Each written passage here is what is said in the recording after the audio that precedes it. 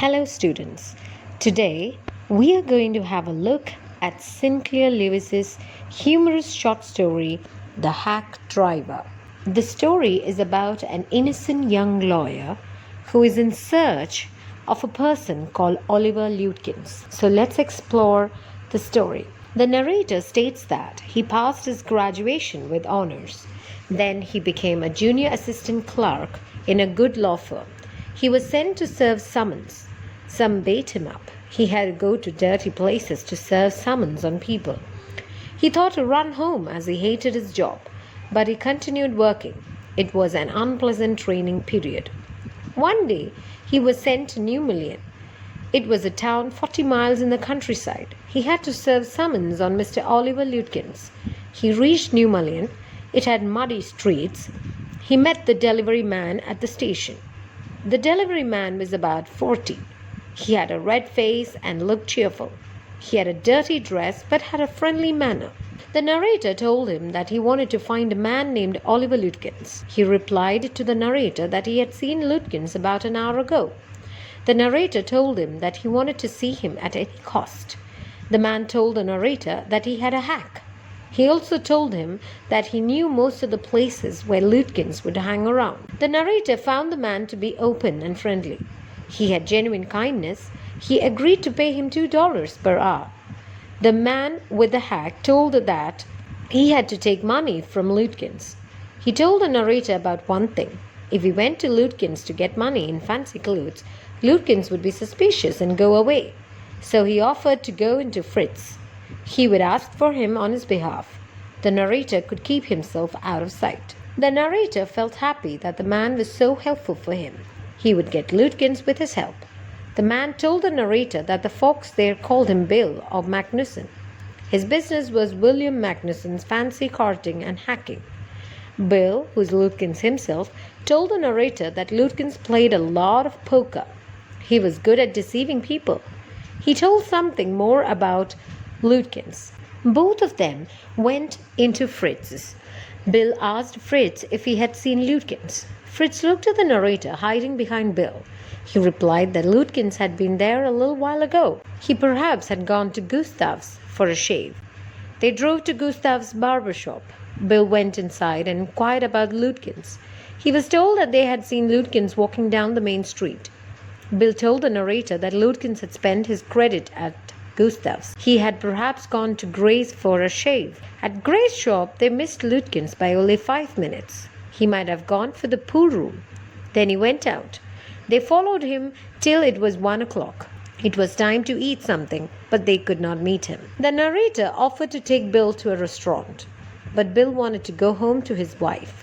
He told him that his wife would pack lunch for $50. Then they would go to the Wade's Hill. They would enjoy seeing while eating. The narrator paid him for 6 hours. He charged the whole money to the firm. As they sat at the hill, Bill talked of New Million. He described almost everything from the minister's wife to the boys.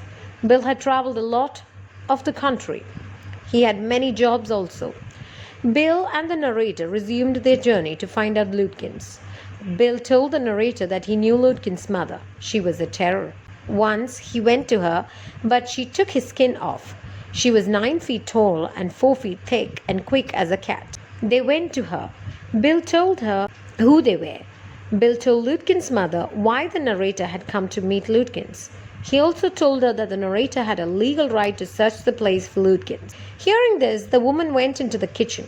She came out with an iron rod of an old stove. She shouted and laughed at them. Bill told the narrator to get out of there. That woman would murder them.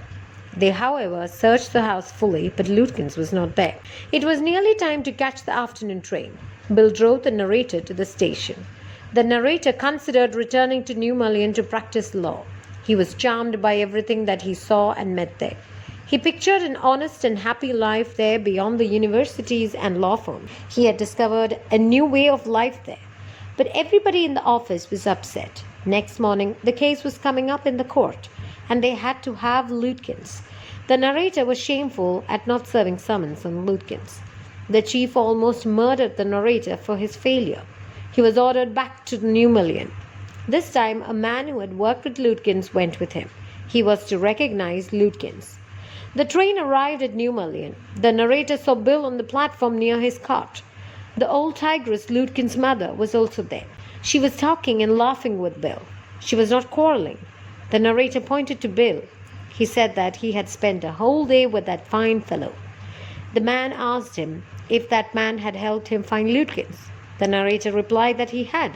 The man told him that that man himself was Lutkins. The narrator served summons on Lutkins.